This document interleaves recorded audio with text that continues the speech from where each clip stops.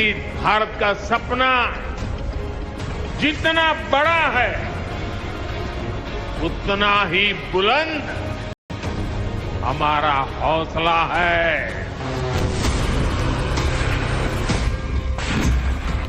सौगंध मुझे इस मिट्टी की, मैं देश नहीं मिटने दूंगा।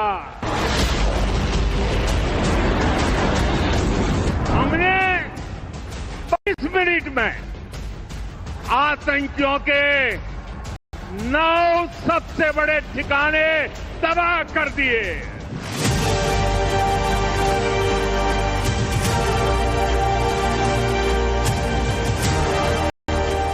अब कहा जाता है कि 21वीं सदी भारत की है।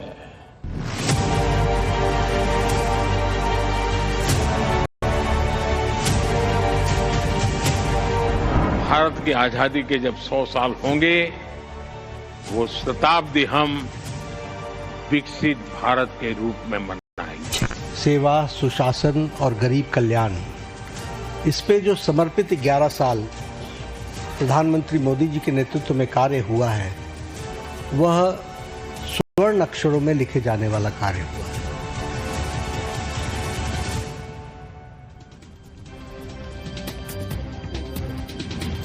नमस्कार दर्शकों, मैं हूं नाविका कुमार और आप जुड़ रहे हैं मेरे साथ सवाल पब्लिक का स्पेशल शो पर। नरेंद्र मोदी ने बतौर भारत के प्रधानमंत्री आज 11 साल पूरे कर लिए हैं।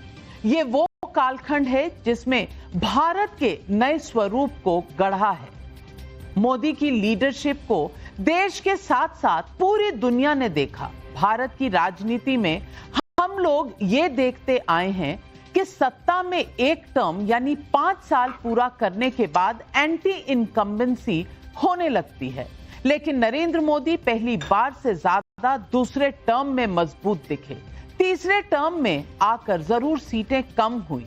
कहा यह जाने लगा कि मोदी 3.0 में प्रधानमंत्री नरेंद्र मोदी के फैसले गठबंधन की बेड़ियों में जकड़े होंगे, लेकिन क्या ऐसा हुआ है? अब यह सवाल पूछा जा सकता है क्योंकि नरेंद्र मोदी 3.0 में 1 साल हो चुका है और इसी के 1 साल में ऑपरेशन सिंदूर हुआ है। इसी 1 साल में वक्फ संशोधन कानून बना है।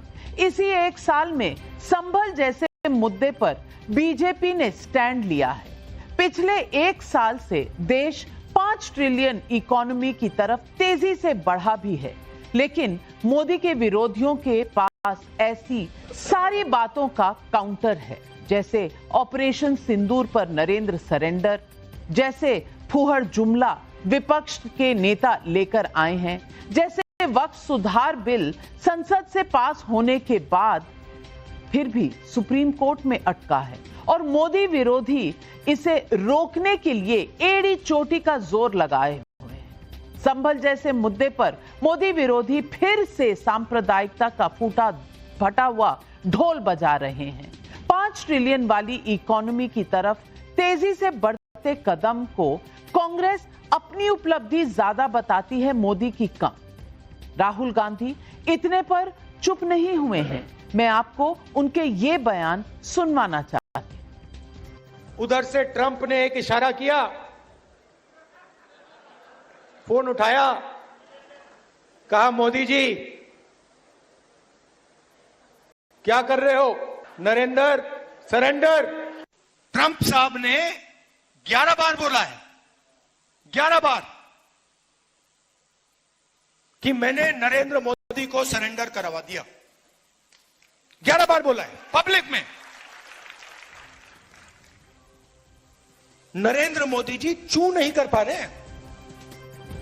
राहुल हो, अखिलेश जी हो, तेजस्वी हो, ममता हो, स्टालिन हो, उद्धव ठाकरे हो, 2014 के बाद से इनसे ज्यादातर नेताओं की पॉलिटिक्स में आपको एक बात कॉमन नजर आएगी। इनकी राजनीति में कहीं ना कहीं मोदी के खिलाफ घृणा जरूर दिखेगी। हो सकता है इसकी वजह यह हो कि वो सीधी लड़ाई, मतलब जनता के बीच की लड़ाई में मोदी को नहीं हरा पा रहे, इसलिए अब एक न्यू नैरेटिव है उसमें मोदी या मोदी के नाम पर मिली जीत को वोटिंग मशीन में फिक्सिंग कहा जा रहा है। फर्क यह है कि आज जब मोदी के 11 साल पूरे हुए हैं तो बीजेपी या नरेंद्र मोदी अगले 11 साल का विजन बता रहे हैं।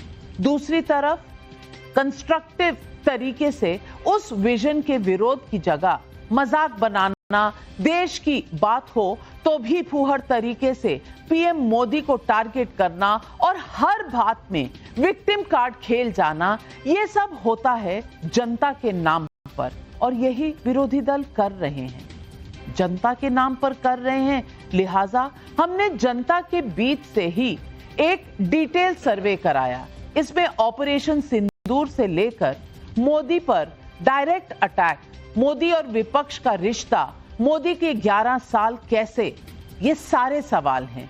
करीब 64,000 का सैंपल साइज है। 19 राज्यों और 2 यूनियन टेरिटरी में सर्वे किया है।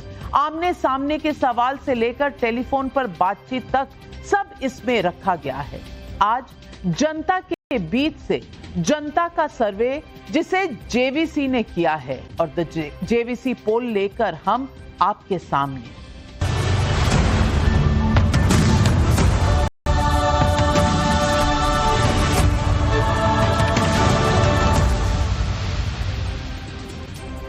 और आज इस पोल पर हमारे साथ जुड़ रहे हैं सबसे पहले जेवीसी श्रीराम, जिन्होंने ये सर्वे किया है।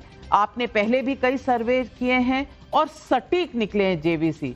अब इस बार भी इस सर्वे में गलती आपकी और अगर कुछ अच्छा होगा तो वो मेरा। ये ठीक है, ये अरेंजमेंट, ये डील ठीक है आपके लिए? बिल्कुल ठीक है। हमेशा हंसते मुस्कुराते हुए जेवीसी आज हमारे साथ जुड़ रहे हैं और हमारे साथ आज शामिल है इस डिबेट पर प्रदीप भंडारी, बीजेपी के राष्ट्रीय प्रवक्ता, जिनको सारे सवालों का सामना करना है। आनंद रंगनाथन राजनीतिक विशेषज्ञ हैं, साइंटिस्ट भी है, ऑथर भी हैं। तो इनका जो राजनीतिक आकलन होता है वो साइंटिफिक होता है, कम से कम ऐसा मैं मानती हूं। हमारे साथ आज दूसरी तरफ जुड़ रहे हैं अश्विनी मिश्रा जी, कांग्रेस के नेता हैं। अमीक जमाई जी समाजवादी पार्टी के राष्ट्रीय प्रवक्ता हैं। और हमारे साथ सबा नकवी जी, वरिष्ठ पत्रकार, हमारे स्टूडियो में यहाँ हैं। और हमेशा की तरह हमारा साथ देते हैं विवेक श्रीवास्तव जी, लेफ्ट पार्टीज के सपोर्टर हैं, जिनकी आवाज इतनी बुलंद है कि मुझे लगता है अफगानिस्तान तक लोग डर जाते हैं इनकी आवाज और इनकी दहाड़ सुनकर। विवेक जी, आपका भी स्वागत है आज इस शो पर। तो आज चलते हैं हम सीधा इस सर्वे की तरफ। और इस सर्वे में जो पहला सवाल हमने लोगों से पूछा, यानी कि भारत की जनता से पूछा, वो यही पूछा कि भारत ने ऑपरेशन सिंदूर के जरिए पाकिस्तान को बेहद कड़ा संदेश भेजा है। जनता का जवाब क्या आया? जनता कहती है हाँ लगभग 69%, नहीं लगभग 13%, कुछ कमी रह गई, ये लगभग 18.5% लोग कहते हैं, यानी कि कुछ कमी रह गई। और ये कमी कहां पर नजर आ रही है? पंजाब, एमपी, गुजरात और बंगाल के लोग मानते हैं कि थोड़ा ज्यादा कर सकते थे। इसमें तो गुजरात भी शामिल है। तो यानी कि बीजेपी का जो गढ़ है वहां पर भी, और मध्य प्रदेश भी बीजेपी का गढ़ है। पंजाब बंगाल में समझ सकती हूं, पर ये तो बीजेपी के गढ़ है। पंजाब है और गुजरात और both are border states also. And युवा के लिए लाउड मैसेज है, should have been stronger, should have been stronger. एक कांग्रेस एमपी के लिए मैं पूछ रहा है, why is it that youngsters are saying that message should have been stronger? And he was mentioning to me that probably a lot of youngsters थोड़ी हिंदी बोल लीजिए। हाँ, थोड़ा हिंदी के बात कर सकते हैं, बिकॉज क्या बोल दिया ना, हमारा युवा है, अभी वीडियो गेम चलता ना, वार और वीडियो गेम का डिफरेंस नहीं है। तो they think you go and kill Pakistanis, सबको बिल्कुल, ड्रोन उड़ाओ, सबको मार डालो। आपको लगता है कहीं ना कहीं प्रदीप भंडारी, ये गुजरात और मध्य प्रदेश में से अगर इस तरह की आवाजें आ रही हैं कि और कड़ा हो सकता है?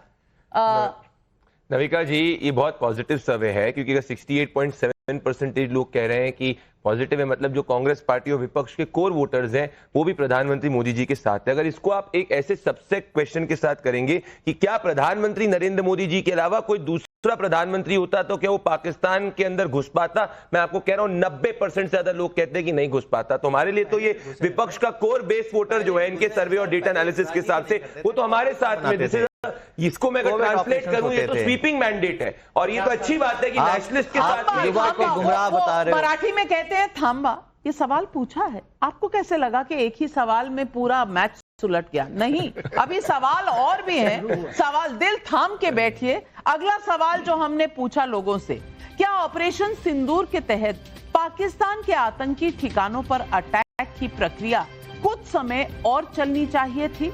हाँ कहते हैं लगभग 64% लोग, नहीं कहते हैं 9% लोग।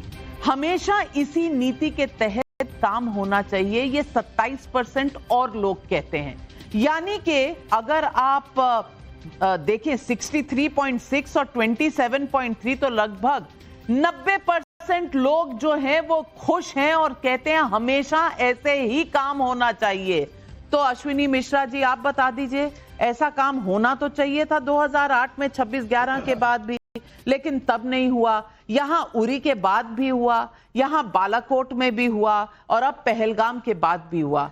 क्या ये 90% का जो सपोर्ट है ये कुछ संदेश दे रहा है? नाविका जी, काम पहले भी होते थे, आतंकवाद के खिलाफ पहले भी लड़ाई होती थी, उस पर राजनीति नहीं होती थी। राजनीति नहीं होती थी। कब की चीटी कौन सी मारी पाकिस्तान में? उस पर राजनीति नहीं होती थी। कौन सी चीटी मारी पाकिस्तान में? अश्विनी भाई नाम बताओ चीटी का, नाम बताओ आतंकवादी का।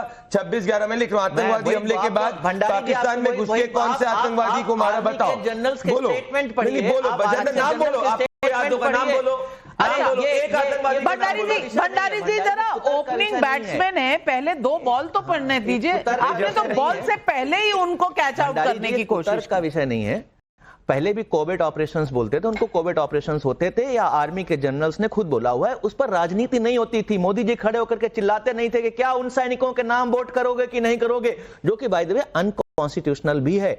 अब पर हमारे मोदी जी कॉन्स्टिट्यूशन को भी कहां मानते हैं, तो इस विषय पे नहीं जाते हैं। पहले भी ऑपरेशन होते रहे, सेना हमारी बहादुर थी, हमने पाकिस्तान के 2 टुकड़े किए, 1947-48 में हराया, 65 में हराया, 71 में हराया, कारगिल में हराया। वाजपेयी जी ने राजनीति नहीं की, बट हमारे मोदी जी की नई राजनीति का जो युग आया है जिसपे सेना पर और इन ऑपरेशंस पर राजनीति होने लगी है, जो कि एक बहुत ही खेद का विषय है।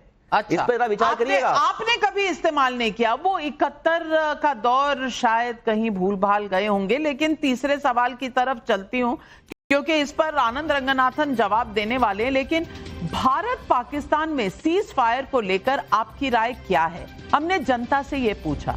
सही फैसला 38.6%, थोड़ा रुकना चाहिए था 32.4%, कह नहीं सकते 29%। ये थोड़ा कंफ्यूजिया दिया है इस सवालों के जवाबों ने। जेवीसी क्या लीडर्स के लिए 2 तरक है। एक तरक क्या है, प्रियंका चतुर्वेदी और सलमान खुर्शीद और शशि थरूर, कानीमोड़ी पूरा इंडिया के लिए बैट करता है, और राहुल गांधी और ममता बनर्जी दूसरा, और संजय राउत अलग बात करता है। तो जनता कंफ्यूज्ड है। जनता कंफ्यूज है। जनता कंफ्यूज है क्यों? उनका इंडिया अलग है आनंद रंगनाथन, हमारा इंडिया अलग है, कुछ ऐसा है? नहीं, पहली बात तो बहुत बहुत धन्यवाद नाविका जी, आपने हमें बुलाया, हम 2 तमिलियंस को बुलाया, हिंदी में ही बात करेंगे हम। नहीं, मैं लैंग्वेज इंपोज नहीं कर रही हूं, नहीं, पर हिंदी चैनल है इसीलिए मैंने। ऑफ कोर्स, एकदम सही बात। देखिए 2 चीजें हैं इसमें, मुझे नहीं लगता कि कंफ्यूज्ड हैं। सारे देशवासियों का ये मन था कि ये सीज फायर या इसको पॉज कह लीजिए या युद्ध विराम कह लीजिए या जो भी कह लीजिए, ये थोड़ा जल्दी हो गया। सबने बना लिया था कि अब ये चलेगा, अब पाकिस्तान को छोड़ना नहीं है सबने, इंक्लूडिंग जो हम यहां पे सब बैठे हुए हैं ऑपोजिशन में। आपने देखा सोमनाथ भारती जी तो पाकिस्तान को मिटाना चाहते थे, ऑपोजिशन के।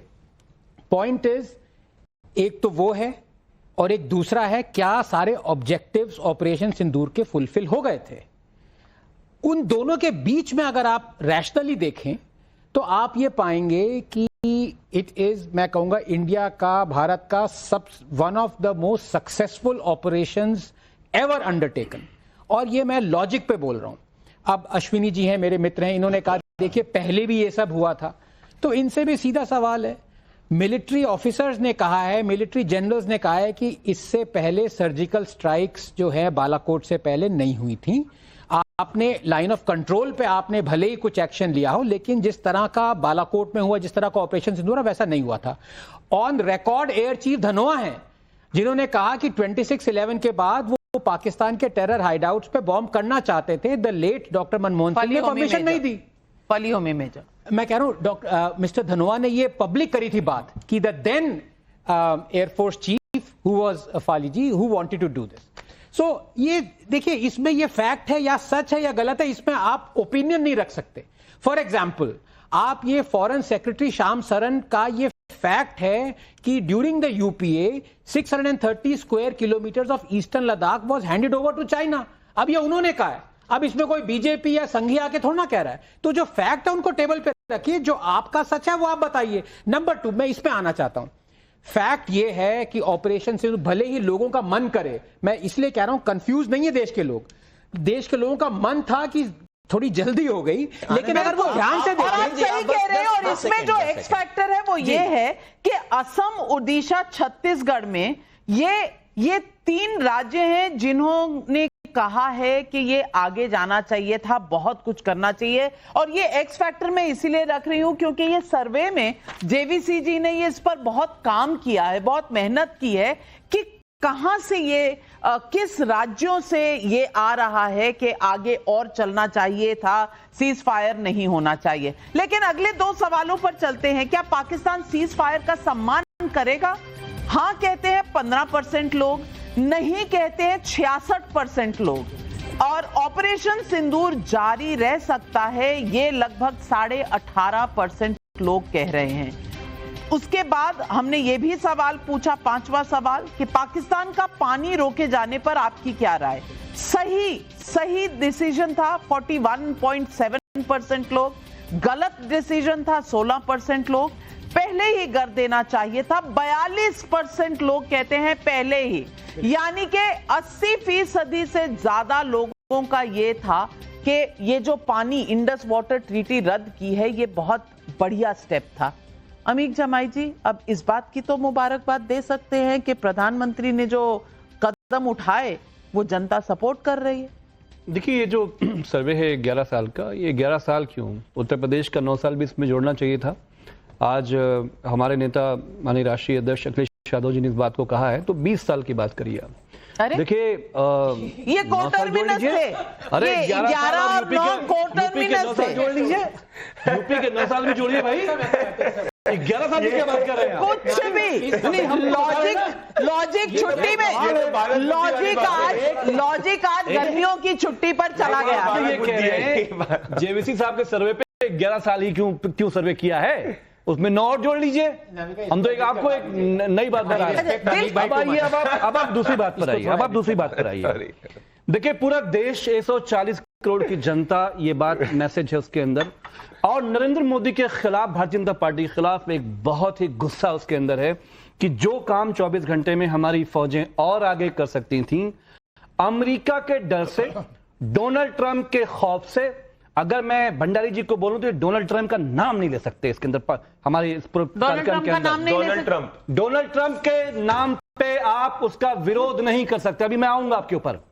तो हमारा यह कहना है कि जो 24 घंटे और फौजों का समय देना चाहिए था, जो हमारी स्ट्रेटेजिक भारत की आजादी थी फौजों की, जो आपने डोनाल्ड ट्रंप के अमेरिकी साम्राज्यवाद के सामने घुटनों पर रखी, इससे पूरे देश में गुस्सा है. हम सारे फैसलों में आपके साथ थे, सारे फैसलों में आप साथ थे, लेकिन आपका एक प्रवक्ता भारतीय जनता पार्टी का, राज्यसभा सांसद भी वो हैं, वो ये कहते हैं कि सरगोदा जो न्यूक्लियर फैसिलिटी है, हमने उसके आसपास मिसाइल गिराए. इस पर बहुत चर्चा चल रही है और हम चाहते हैं कि विदेश मंत्रालय इस पर अपने रुख भारत की तरफ से, जो हमारा फॉरेन डिपार्टमेंट है, इस पर क्लियर कट स्टैंड ले. तो भारत में अगर आज दोबारा से लोकसभा का चुनाव आ जाए तो जो गलती नरेंद्र मोदी जी ने, जिस तरह से भारत का स्वाभिमान गिरवी रखा है अमेरिकी साम्राज्यवाद के सामने, नरेंद्र मोदी 200 सीट भी टच नहीं कर पाएंगे. अच्छा, 200 सीट मतलब पाएंगे? तीन चुनाव जीतने के बाद 200 सीट नहीं टच कर। अच्छा ठीक है, क्विक काउंटर। अमित भाई, आप मेरे बहुत ही भाई की तरह हैं। आप जो भी नहीं हैं भाई हैं, बिल्कुल सारे ही भाई हैं मेरे, बहन भी है, मतलब कोई भी। देखिए, आपने जो बोला ना वो मुझे चुभा, मैं आपको बताता हूं, और मैं इसका रिटॉर्ट एक प्रश्न से दूंगा जो मैं चाहता हूं आप सीधे से आंसर करें। आपको क्या लगता है हमारे जितने भी मिलिट्री जनरल्स हैं, चीफ्स हैं, तीनों विंग्स के, वो अगर देश हित में कुछ काम नहीं हो रहा है, क्या वो मोदी जी से डरते हैं ये बताने के लिए कि देश हित में का? इसका जवाब दीजिए मुझे, हाँ या ना में जवाब। हमारे देश की फौजें, नहीं बोलिए, सुन लीजिए ना, वो फौजें हमारी भी हैं। हमारे देश की फौजें, एयर चीफ मार्शल, क्या हमको आपको पूरे देश को शर्म से डूब नहीं जाना चाहिए कि जब air chief marshal AP Singh साहब ने कहा कि जो साजो सामान एयरफोर्स को मुहैया कराया जाना चाहिए। देखिए सवाल जो नहीं, ये कौन सी बात हो गई कि पूरा देश नाचेगा, पूरा देश विपक्ष नाचेगा? ये बताइए, आप एयरफोर्स को, एयर चीफ मार्शल को जिम्मेदार ठहरा रहे हैं कि उसकी वजह से नुकसान हुआ।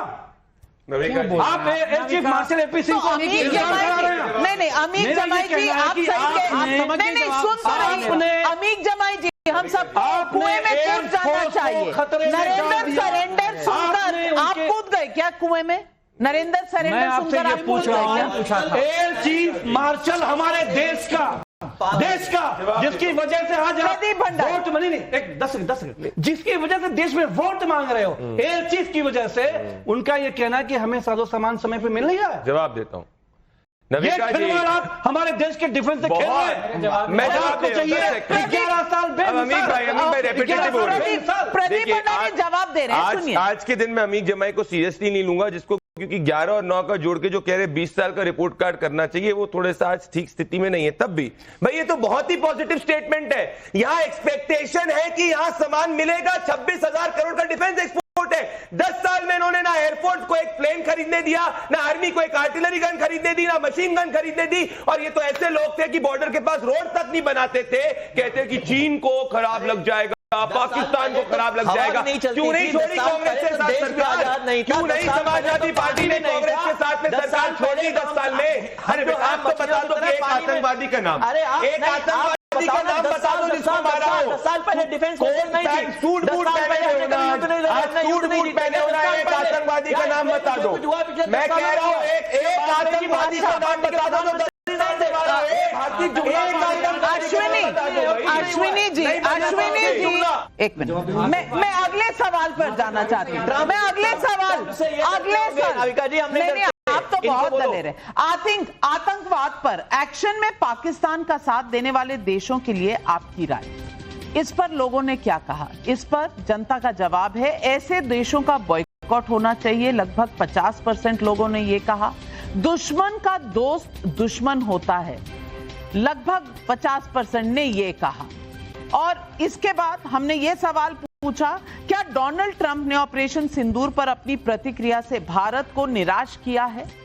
ये सवाल जब पूछा गया तो हां कहने वाले 84% लोग थे, नहीं कहने वाले लगभग 16%। 8वां सवाल जो हमने पूछा, क्या आने वाले 5 साल में पीओके भारत का हिस्सा होगा? हां कहने वाले 48.7%, नहीं कहने वाले 9%, कह नहीं सकते लगभग 42%। यानी कि आप अगर देखें तो आ जाएगा और आने की उम्मीद हो सकती है ये 42%, 48 और 42%। सभा नकवी, मैं आपसे पूछना चाहती हूं कि जहां तक ऑपरेशन सिंदूर की बात है, डोनाल्ड ट्रंप के नाम से सबको गुस्सा आ रहा है देश में, और ये नेचुरल भी है, स्वाभाविक भी है, क्योंकि जिस तरह से उनका ट्वीट आया। लेकिन आप समझती हैं डिप्लोमेसी और पॉलिटिक्स में कुछ अंतर होता है। बिल्कुल। आपको लगता है कि ये जो डीजीएमओ के फोन्स थे उससे तय हुआ ये जो इस वक्त रुकी हुई है ऑपरेशन सिंदूर, या फिर जो पाकिस्तान ने डोनाल्ड ट्रंप से बात की और डोनाल्ड ट्रंप का आपने देखा है रवैया पिछले कुछ महीनों में दुनिया ने देखा है, आप कैसे देखती हैं इन तीनों सवालों को और जो जवाब है जनता के? नाविका जी, सबसे पहले मैं ये कहना चाहूंगी कि ये जो ऑपरेशन सिंदूर ये मुल्क के तरफ से हुआ है, इसको पार्टी लाइंस पे हमें नहीं बांटना चाहिए। सबसे पहले मैं यही कहूंगी।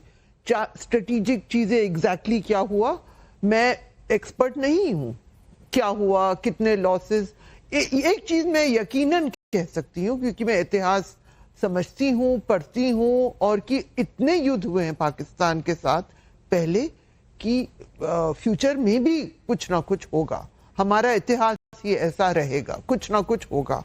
हमको पॉलिटिक्स से दूर रखना चाहिए ये सब। और सबसे पहले में, और हाँ, ये डोनाल्ड ट्रंप, दो चीजें हुई हैं जब हम मुल्क की बात करते हैं। हम सब जानते हैं, इस पैनल में कहना नहीं चाहते, जिस मुल्क ने सबसे ज्यादा वफादारी पाकिस्तान के साथ निभाई है वो है चीन। हम चीन से अपने रिश्ते नहीं तोड़ सकते, एक एस्प्रिन भी हम नहीं ले पाएंगे। हमारे जो दवाइयां, बहुत सारी चीजें होती, हम अपना नुकसान करेंगे। ये हुआ है। दूसरी बात, जिस मुल्क से हमें उम्मीद थी कि वो पक्की तरह हमारे साथ रहेगा, उनके राष्ट्रपति डोनाल्ड ट्रंप ने अजीब अजीब बयान दिए, वो किसी भी मुल्क के लिए अच्छे नहीं है। तो मैं इस पूरे ऑपरेशन सिंदूर को मैं पॉलिटिक्स से अलग करना चाहूंगी। और ये कहना कि हरा दिया, ये भी मैं नहीं मानती हूँ। और ये कहना, हमें आप क्या एस्टिमेट लगा सकते हैं कितना हराया नहीं? हाँ, इसमें भी आपका रिजर्वेशन है। ये नहीं, आप मुझसे बहस मत करिए, नहीं, आप उनसे करिए। आप मुझे इशारा कर रही हैं। आप नहीं, मेरा ये कहना है कि प्रधानमंत्री जी को खत्म करने दीजिए ना। आप कह लीजिएगा। यकीनन आपकी आवाज ज्यादा सुनी जाएगी क्योंकि मैं बहुत कम बोलूंगी। एक बात, ये स्ट्रेटेजिक मुद्दा है, मिलिट्री के मुद्दे हैं, मैं एक्सपर्ट नहीं हूं, लेकिन राजनीति से इसको अलग रखना चाहिए क्योंकि अगर ये राजनीति का हिस्सा हो जाता है तो जो स्ट्रेटेजिक डिसीजंस लेने पड़ते हैं मुल्क को फ्यूचर में, तो वो राजनीतिक दबाव पड़ता है। हाँ, राजनीतिक दबाव पड़ता है और ये सही नहीं है। मैं दो सवाल और ले लूं। पाकिस्तान को बेनकाब करने के लिए अलग अलग देशों में बहुदलीय प्रतिनिधि मंडलों को भेजना कैसा लगा, कैसे देखते हैं? ये जनता से पूछा गया। बिल्कुल सही फैसला 88.3% लोग मानते हैं, बिल्कुल सही फैसला। उल्टा असर हो सकता है 8.4%, कह नहीं सकते 3.2%, लेकिन बिल्कुल सही फैसला था ये 88.3%। बहुदलीय प्रतिनिधि मंडल में असदुद्दीन ओवैसी को चुनने के मोदी सरकार के फैसले को कैसा देखा जाता है?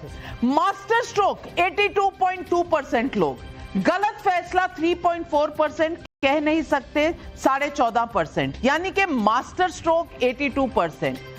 बिहार में आरजेडी का समर्थन करने वाले कुछ मुसलमान पक्ष में नहीं थे ओवैसी को बनाने वाले। जेवीसी, ये बड़ा अच्छा नगेट है आपका, और ये एक्स फैक्टर जरूर ध्यान में रखिएगा। हाँ बिल्कुल, क्योंकि वहां पिछली बार 5 सीटें मिली थी असदुद्दीन ओवैसी को, तो आरजेडी को तो ओवैसी आजकल फ्लेवर पसंद नहीं है। 11वां सवाल जो हमने पूछा, ऑपरेशन सिंदूर के दौरान क्या विपक्ष राजनीति से ऊपर उठ पाया? हाँ कहते हैं 35.8% लोग, नहीं कहते हैं 38.7% लोग, कह नहीं सकते 25, यानी कि इस पर मिक्स्ड है। पूरी विपक्ष ऊपर नहीं उठी राजनीति से, जनता तो यही मानती है। और एक और 12वां सवाल, ऑपरेशन सिंदूर के दौरान और उसके बाद राहुल गांधी के व्यवहार के बारे में आप क्या सोचते हैं? सबके लिए उदाहरण प्रस्तुत किया राहुल गांधी ने, ये 17.5% लोग समझते हैं। राजनीति को राष्ट्रीय हित से ऊपर रखा, ये 54% लोग कहते हैं, कह नहीं सकते लगभग 28.7%, यानी कि राहुल गांधी अपने आप को राजनीति के आगे नहीं ले जा पाए। विवेक श्रीवास्तव, अब आप क्या कहेंगे कि जनता दोषी है, मोदी का इसमें दोष है? क्योंकि 88% लोग मानते हैं कि बेनकाब किया, डेलीगेशन भेजना ठीक, असदुद्दीन ओवैसी ठीक, लेकिन राहुल गांधी अपना स्टैचर नहीं दिखा पाए।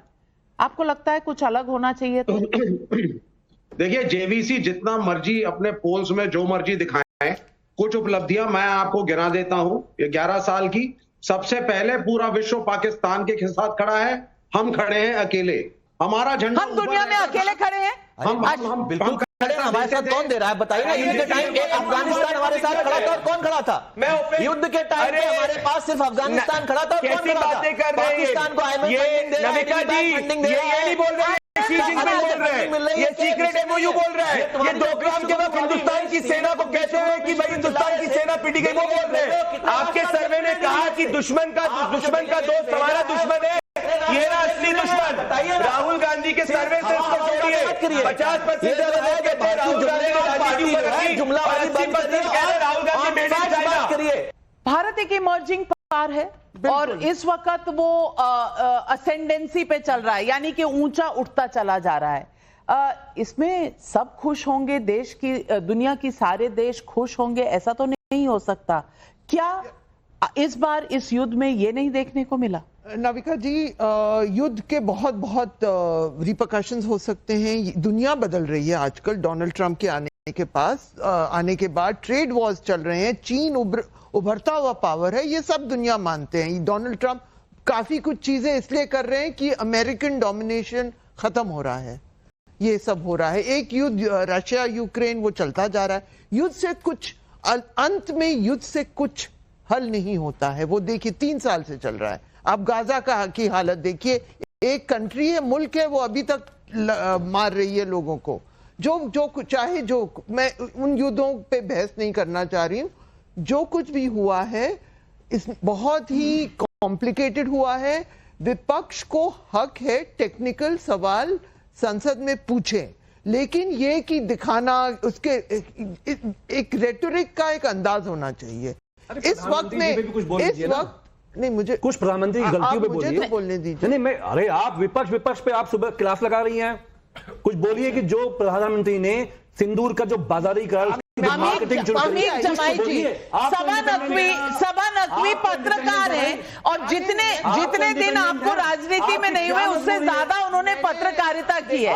आप डिक्टेट करेंगे कि वो क्या कहेंगी? मैं सलाम करता हूं इंडिया ब्लॉक को। आप इंडिया ब्लॉक की क्लास लगाएंगे। आप अंग्रेजी पढ़ लेते हैं, आप हमारे कॉलम्स पढ़ लीजिए। हम कह रहे हैं आप अभी बोलिए, इस कार्यक्रम में बोलिए कि प्रधानमंत्री ने गलती करी। आप हमारे कॉलम्स पढ़िए। मैं कह रहा हूं आप बोलिए यहाँ पे। ये क्या हो रहा है? फ्रीडम ऑफ स्पीच कहने वाले पत्रकार को यहाँ पर इंटिमिडेट करने की कोशिश कर रहे हैं, लेकिन मैं आपको इतना बता सकती हूँ, कॉलम पढ़ लीजिए। नहीं, और मैं सभा नकवी के साथ पत्रकारिता में बहुत समय बिता चुकी हूँ। हमारे व्यूज मिलते नहीं होंगे, लेकिन फिर भी सभा नकवी जी किसी से डरकर अपने बयान चेंज करने वाली नहीं। बिल्कुल, आप आंसर करना चाहते हो, आप के लिए बैठ के यहाँ पे हम सुनेंगे नहीं। इंडिया ब्लॉक की क्लास लगाएंगे। आज सच में कांग्रेस पार्टी और विपक्ष का इमरजेंसी माइंडसेट एक्सपोज हो गया है, क्योंकि जो सभा नकवी 90% हमको क्रिटिसाइज करती है, अब कहा क्या आप करिए क्रिटिसाइज, जनता के दरबार में हम जीतते हैं। आज ये कांग्रेस वाले कह रहे हैं 1% जम्मू एंड कश्मीर में सवाल पूछ लिया, जब जम्मू एंड कश्मीर में होना था। जा रहा है इमरजेंसी वाले। आज आप एक्सपोज हो चुके हैं, अमीक जमाई अश्विनी को आप एक्सपोज हो चुके हैं। जमाई साहब is 1 step away from saying सभा नकवी संगी हो गई, क्योंकि इन्होंने भगवे कलर का वो पहना हुआ है। सुनिए, एक मिनट बात सुनिए। कलर किसी का नहीं होता। अगले सवाल की तरफ मैं जा रही हूँ। भारतीय प्रतिनिधि मंडल को, भाई साहब एक मिनट, भारतीय प्रतिनिधि मंडल को विदेश भेजने पर कांग्रेस की प्रतिक्रिया को कैसे देखते हैं? ये सवाल जब पूछा तो सवाल करने का अधिकार, ये लगभग 29% लोग मानते हैं कि हाँ सवाल करने का अधिकार है। तुच्छ राजनीति 42.2% लोग, कह नहीं सकते 28.7% लोग। सर्वे का एक्स फैक्टर यह है कि इस मुद्दे पर लोग थोड़ा असमंजस में नजर आ रहे हैं कि इतने सवाल क्यों भाई, सवाल पूछिए पर इतने सवाल, ये एक असमंजस है। यहाँ लोगों को कहीं ना कहीं लग रहा है कि हाँ सवाल पूछना भी चाहिए। राष्ट्रीय सुरक्षा के मुद्दे पर आप किस पर ज्यादा भरोसा करते हैं? एनडीए पर 75.4% लोग एनडीए पर ज्यादा भरोसा करते हैं, यूपीए पर 22.3%, सब एक जैसे हैं 2.3, यानी कि 75% से ज्यादा लोग एनडीए पर भरोसा करते हैं। और सर्वे का एक्स फैक्टर है कि नेशनल एवरेज के मुकाबले बिहार, तमिलनाडु, पंजाब ने यूपीए पर थोड़ा ज्यादा भरोसा दिखाया। असम और ओडिशा ने यूपीए पर बिल्कुल भरोसा नहीं दिखाया। ये दो स्टेट्स निकल कर आते हैं। जेवीसी, ये बहुत अच्छा एक्स फैक्टर आपने बताया। 15वां सवाल, और ये सवाल इससे अगर देखा जाए तो मोदी 3.0 की सबसे बड़ी उपलब्धि क्या रही? ऑपरेशन सिंदूर 38.3%, जाति जनगणना 31.7%, वक्फ संशोधन 18.1%, भारत चौथी सबसे बड़ी अर्थव्यवस्था बना, ये 11.9%। यानी कि ऑपरेशन सिंदूर को इतना भरपूर सपोर्ट मिला है। तो विवेक श्रीवास्तव, मैं पूछना चाहती हूं फिर विपक्ष से कि आप जो सवाल उठाने का हक रखते हैं, इस पर कोई सवाल नहीं है, सवाल उठाइए, लेकिन देश का मूड समझ रहे हैं या नहीं? मेरा सवाल आज आपसे ये है। नहीं, देखिए, देश का मूड अपनी जगह सही है, लेकिन देश को एजुकेट करना सभी पॉलिटिकल पार्टीज का उत्तरदायित्व है। जब आप पार्लियामेंट में जाते हैं, आप राजनीति में जाते हैं, अपने अपने मॉडल्स ऑफ डेवलपमेंट को आपको लोगों को पेश करना पड़ेगा। यहां हमारा बड़ा क्लियर सा स्टैंड है। नंबर 1, इंडिया अकेला है। नंबर 2, हमारा एक स्प्लेंडेड ह्यूमन राइट्स रिकॉर्ड था 70 साल से, जिसकी वजह से ओआईसी के अंदर भी हम गिरे नहीं। हमारे यहाँ पे अच्छा, वहां आपकी सक्सेस है, वहां मोदी की सक्सेस नहीं है। अच्छा, ओआईसी में आप घिरे नहीं, ये मोदी की सक्सेस नहीं है, ये इनकी सक्सेस है। नविका जी, पहले तो मैं कह रहा हूं कि आपने विवेक श्रीवास्तव के जले पे नमक छिड़क दिया। आप उनसे कह रहे हैं आपको पब्लिक सेंटिमेंट समझना चाहिए। समझना होता तो जमानत जब्त के बराबर थोड़ी लेफ्ट की पार्टियां पहुंच जाती, जो आज की हालात हो गए नोटा के बराबर अधिकतर राज्यों में वोट आते हैं। तो आज मैं समझ सकता हूं विवेक भाई आपके साथ। और भाई ओआईसी के अंदर जब 26/11 का आतंकवादी हमला हुआ था, जम्मू कश्मीर नाम तक ओआईसी ने अपने स्टेटमेंट में नहीं दिया था। पहली बार जो है कंडेम किया गया है, जाके पढ़िए।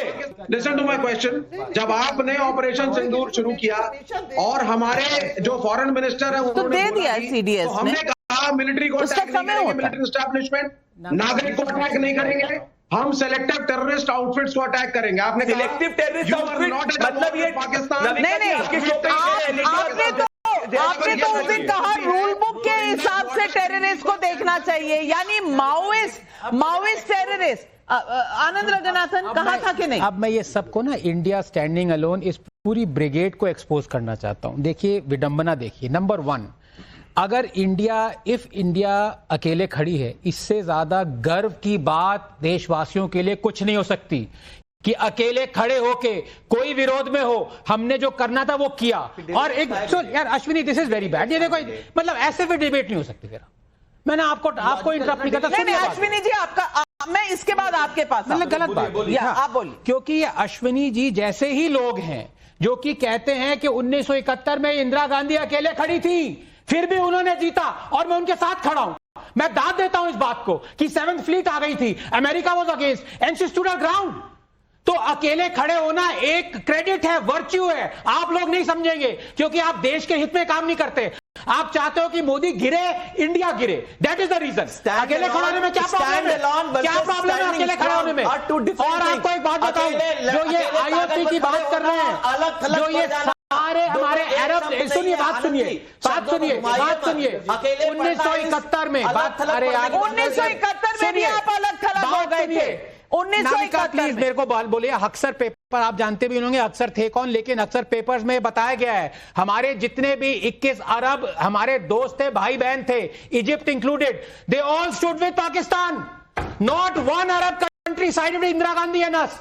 You know which country sided with us? Israel, जिसको आप गाली देते हो। तो अकेले खड़े होने में गर्व की बात है अश्विनी जी, ये आप कभी नहीं समझ सकते। और आज मैं ये कह सकती हूँ कि जिस तरह से डेलीगेशंस को सक्सेस मिला है, आप पाकिस्तान की डेलीगेशंस को देख लीजिए ना, वहां भी तो बिलावल भुट्टो गए हैं। आप देख लीजिए वहां की सक्सेस।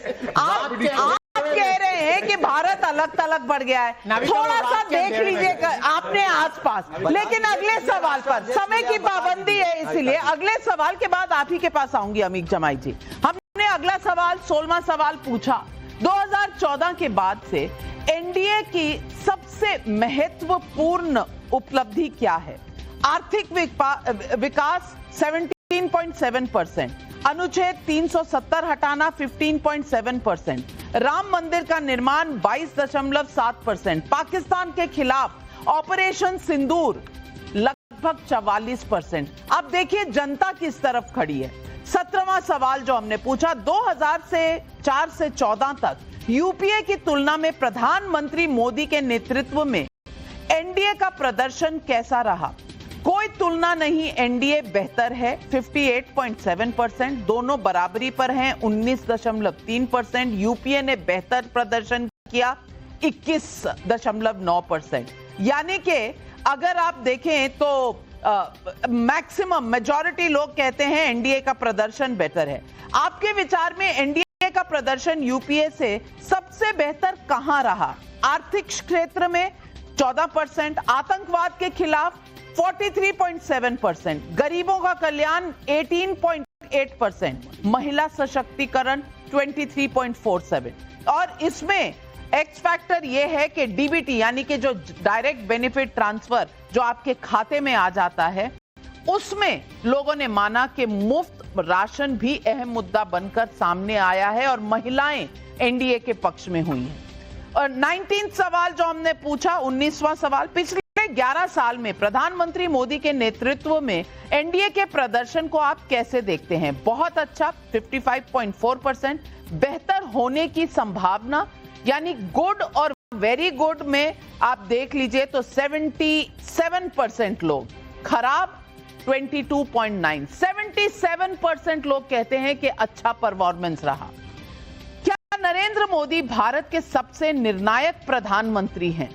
हां, लगभग 75% लोग कहते हैं कि हां, सबसे पॉपुलर और निर्णायक नेता नरेंद्र मोदी हैं। नहीं कहते हैं लगभग 18% लोग, कह नहीं सकते लगभग 7.3%। अमीक जमाई, ये रिकॉर्ड 11 साल के बाद मुझे लगता है बहुत कम ऐसे नेता होंगे विश्व में जिनका ये रिकॉर्ड होगा। देखिए, उत्तर प्रदेश की लोकसभा चुनाव में भी बहुत सारे, मैं देश की बात कर, बहुत सारे, मैं आ रहा हूं, बड़े बड़े लोग जो है नरेंद्र मोदी को उत्तर प्रदेश में, भैया बोल लूं, आप ही लोग बोल रहे हो, नहीं आप ही बोल रहे हो, रिकॉर्ड टाइम उठा के देखोगे आपका क्वांटम अच्छा बोलिए, आप बोलिए। नरेंद्र मोदी की उत्तर प्रदेश में 70 पार हो गए।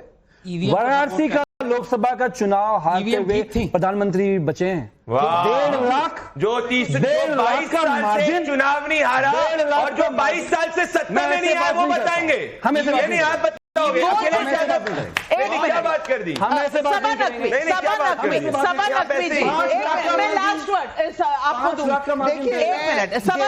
दो चुनाव में बीजेपी 70 से आगे गई, 2 चुनाव में, एक में नहीं गई, ठीक है। और इसके अलावा एक में जब नहीं गई तो विपक्ष कह रहा है कि ईवीएम सारे सेटिंग किए हुए हैं। मैं डेटा पे कुछ कहना चाह रही हूँ, हाँ, अगर आप मुझे मौका दें, कि इसमें बहुत ही इंटरेस्टिंग डेटा है। इसमें 2 कैटेगरीज ऐसी हैं जहां पे इतना हाई अप्रूवल रेटिंग नहीं है। एक है आर्थिक सिचुएशन, इकोनॉमिक 14% है, इकोनॉमिक परफॉर्म विकास 14% है। एक और है 18%। आप देखिए जो आर्थिक मुद्दों पर सरकार, आपका सर्वे दिखा रहा है इतनी हाई रेटिंग नहीं है, लेकिन नेशनल आइडियोलॉजिकल उस पे है रेटिंग। मैं बस ये नोट कर रही हूँ। रिलेवेंस अभी क्या रिलेवेंट है? अभी रिलेवेंट है।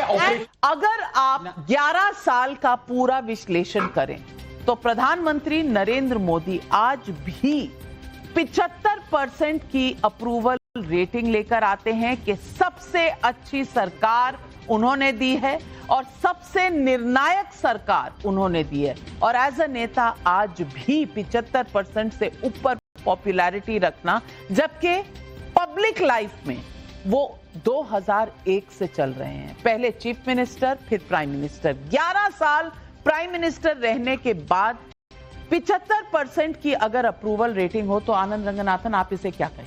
नहीं, ये स्पेक्टेकुलर अचीवमेंट है, इसकी कोई दो राय नहीं है। और आई थिंक सभा भी एकदम ठीक कह रही है कि साइंस में टर्मिनोलॉजी होती है स्पाइक करना। अब आपने 11 साल के अचीवमेंट्स में आपने ऑपरेशन सिंदूर डाल दिया, जो कि हमारी इमोशनल मेमोरी में एकदम ताज़ा है, तो ऑब्वियसली स्पाइक होगी उससे चीज़ें। बट मैं टोटलिटी में मानता हूं पिछले 11 साल में अगर आप मोदी जी की 2-3 स्पेक्टेकुलर अचीवमेंट्स की बात करें तो number 1 is operation Sindoor, number 2 is कि पूरे देश के 1 बिलियन लोगों को 2 बार वैक्सीनेट करना। बहुत बड़ी उपलब्धि है, बहुत बड़ी 80 करोड़ लोगों को 5 किलो राशन देना है, वो भी गिना दीजिए। 80 करोड़ लोगों को 5 किलो राशन देना बहुत बड़ी एक्सेप्ट नरेंद्र मोदी इकलौते दुनिया में मॉडर्न हिस्ट्री में रहता है जो जितना ज्यादा गवर्न करता है उतनी ज्यादा जनता वोट करती है। 22 साल से ये 11 साल का रिपोर्ट कार्ड है। 75% प्लस अप्रूवल रेटिंग अगर किसी नेता की होती है तो मैं इसे कम से कम विश्व में इसे एक बड़ा कीर्तिमान मानती हूं। आप भी मानते हैं क्या? ये सवाल पब्लिक के लिए है और आज जवाब आप देंगे।